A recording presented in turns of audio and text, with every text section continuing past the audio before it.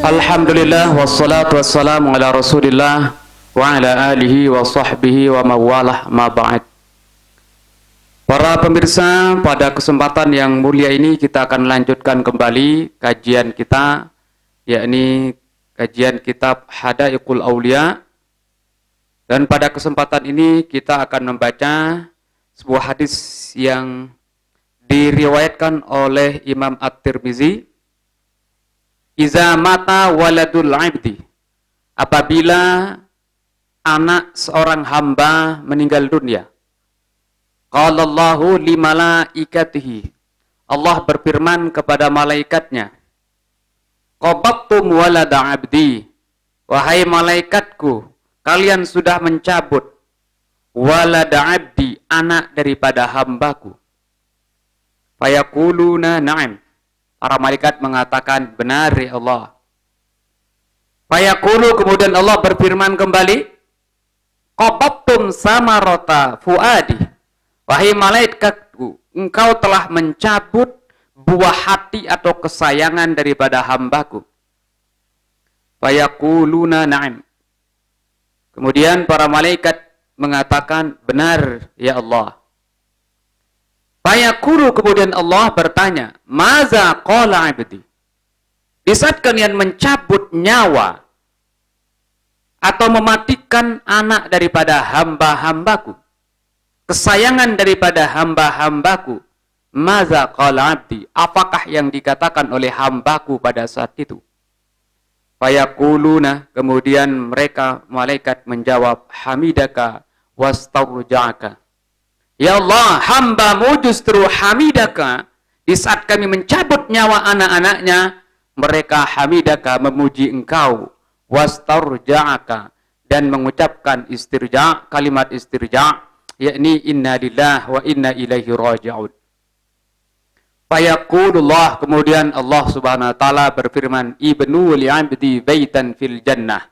Oh, kalau begitu, bangunlah untuk, atau bangunkanlah untuk hambaku itu, baitan, sebuah rumah, fil jannati, di syurga, wasammuhu baital hamdi, dan namakanlah rumah itu khusus namanya rumah atau baital hamdi, rumah khusus bagi orang-orang yang selalu memuji Allah subhanahu wa ta'ala dalam situasi kondisi apapun, termasuk di saat dia mendapat musibah. Para pemirsa rahimana wa iyyakumullah ajma'in, di saat orang ditimpa musibah, ada 3 cara yang paling baik, yang paling tepat, yang paling benar untuk menghadapi atau menyikapi musibah tersebut. Yang pertama, tingkat yang paling bawah, yaitu as-sabru, sabar. Ay habsun nafsi amma yukrihu, itu menahan dirinya dari perbuatan-perbuatan yang tidak baik di saat dia mendapatkan atau ditimpa oleh hal-hal yang tidak sesuai dengan keinginannya. Artinya di saat musibah tetap ada rasa susah, tetap ada rasa sedih, tetapi nauzubillahi min dzalik, kesusahannya itu tidak membuat dia itu untuk menjadi orang-orang yang melanggar aturan Allah Subhanahu wa taala, yakni dengan putus asa dan sebagainya. Kemudian yang kedua, ada orang yang ditimpa musibah, atau cara untuk menghadapi musibah, menyikapi musibah itu yang kedua, ridha. Ini lebih tinggi lagi, nomor 2. Artinya di saat dia ditimpa musibah itu ridha, plong. Tidak ada perasaan susah, tidak ada perasaan sedihnya. Nah, kemudian yang ketiga, yang seperti ini. Yang ketiga, yaitu di saat dia ditimpa oleh musibah, justru dia mengucapkan, setelah mengucapkan inna lillahi wa inna ilaihi raji'un, justru dia mengucapkan alhamdulillah. Artinya tingkat yang paling tinggi cara orang untuk menghadapi musibah itu adalah yaitu dengan syukur, berterima kasih kepada Allah Subhanahu wa taala. Di dalam kitab Irsyadul Ibad itu dijelaskan Abdullah ibnu Umar dhahika, Abdullah ibnu Umar atau anaknya Sayyidina Umar, yaitu dhahika 'inda dafni ibnihi. Justru tertawa di saat dia itu memakamkan, menguburkan putranya. Ya tentunya kejadian yang seperti ini dianggap kejadian yang aneh. Orang di saat anaknya meninggal dunia seharusnya sedih. Kelihatannya maksudnya seharusnya sedih. Tapi ternyata beliau itu tersenyum. Sahabat nanya, "Wahai Ibnu Umar, kenapa Anda tersenyum?" Beliau tertawa. Di saat Anda memakamkan putramu. Jawaban beliau apa? Uridu an urgima syaitan. Saya tersenyum, saya tertawa, niat saya adalah untuk urgimas syaitan, membuat setan itu menjadi celaka, membuat setan itu menjadi marah, bukan sebaliknya, membuat setan menjadi senang, tertawa di saat melihat saya itu bersedih, di saat melihat saya itu terlalu susah, di saat ditimpa oleh musibah ini. Nah itu rupanya Masya Allah tabarakallah ya, namanya ulama sahabat ya, Masya Allah tabarakallah. Kemudian seorang ulama namanya Abu Ali Ar-Razi mengatakan, Sahibtul Fudail salasina sanah. Aku menemani bersama Fudail bin Iyad selama 30 tahun. Walam arahu, aku tidak pernah melihatnya dhahikan, tertawa, mutabassiman, mutabasyiron. Saya tidak pernah melihatnya tertawa, bahkan tidak pernah melihatnya tersenyum. Tapi justru di saat anaknya meninggal dunia, baru kelihatan senyum. Masya Allah, tabarakallah. Akhirnya ditanya, wahai Fudail, kenapa engkau tersenyum di saat anakmu meninggal dunia? Apa kata Fudail? Fudail mengatakan, innallaha habba amran. Allah itu menginginkan, mencintai sebuah perkara. Termasuk di saat ini mengambil anakku, Allah senang. Fa'ahbabtu, maka aku cinta dan senang terhadap sesuatu yang disenangi oleh Allah SWT. Artinya, apapun yang terjadi di atas dunia ini tidak lepas daripada kehendak Allah SWT. Ma asaba min musibatin fil ard wala fi anfusikum illa fi kitabim min qabli an nabra'aha. Tidak ada kejadian, sesuatu yang menimpa kalian, baik terhadap diri kalian, di muka bumi ini, kecuali semuanya itu adalah telah tertera di dalam Lauhil Mahfuz sebelum terlaksana. Artinya apapun yang terjadi, termasuk anak yang meninggal, keluarga yang meninggal, semuanya itu adalah atas kehendak Allah Subhanahu wa taala. Makanya aku senang terhadap kehendak Allah Subhanahu wa taala. Itulah yang bikin saya tersenyum, kata Fudail.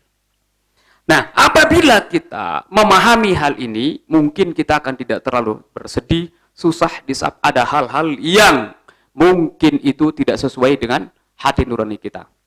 Makanya tadi yang ketiga itu adalah apapun yang ditemukan, didapatkan oleh orang itu selalu mengatakan alhamdulillah ala kulli hal. Segala puji bagi Allah dalam setiap situasi kondisi. Baik itu menyenangkan, tidak menyenangkan, tetap alhamdulillah. Dan orang yang seperti ini, Masya Allah, tabarakallah, itu dibangunkan khusus rumah yang disebut dengan Baitul Hamdi. Untuk menutup pertemuan ini, saya akan menceritakan sebuah kisah yang sering disampaikan oleh almarhum Kiai Haji Zainuddin Amzad yang diberi gelar istilah ya dai sejuta umat. Kalau sekarang Ustadz Abdul Somad namanya ya Ustadz atau dai sejuta follower. Nah, kalau beliau dulu karena belum ada media sosial seperti sekarang diberi gelar dai sejuta umat. Beliau pernah menceritakan sebuah kejadian.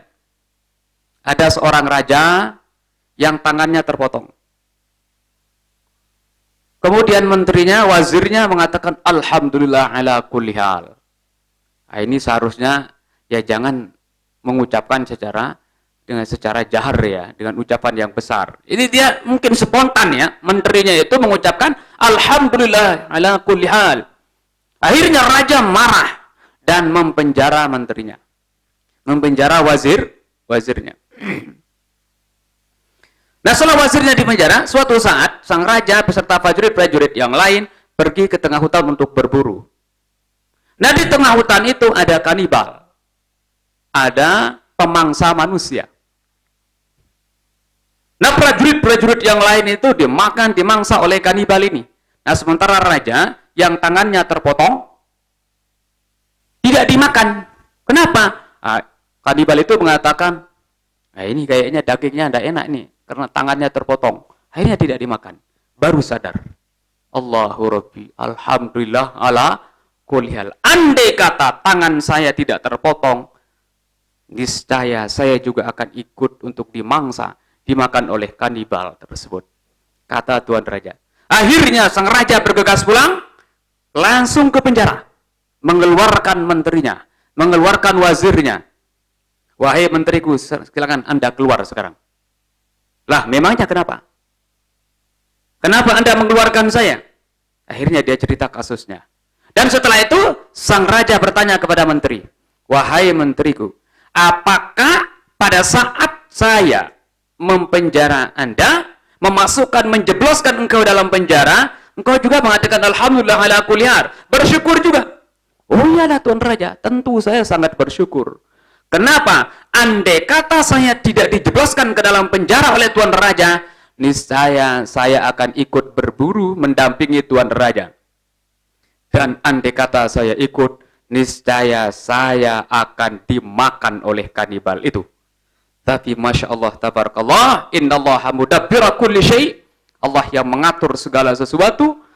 Allah mempenjarakan aku, maka alhamdulillah aku menjadi orang yang selamat. Tidak seperti prajurit-prajurit yang lain. Para pemirsa, mudah-mudahan hadis ini dan kisah-kisah yang sampaikan ya bisa menenangkan perasaan kita, pemikiran kita di saat Allah memberikan kita sesuatu yang tidak sesuai dengan keinginan kita. Tapi kita ingat firman Allah, wa sa'an takrahu syai'aw wa yaj'alallahu fihi khairan katsira. Bisa jadi kalian tidak senang terhadap sesuatu, tetapi Allah Subhanahu wa taala menjadikan sebuah kebaikan yang luar biasa di balik sesuatu yang tidak kita senangi. Mungkin sekedar ini yang bisa kami sampaikan, semoga bermanfaat. Wallahul muwaffiq wal hadi ila sabilir rasyad. Wassalamualaikum warahmatullahi wabarakatuh.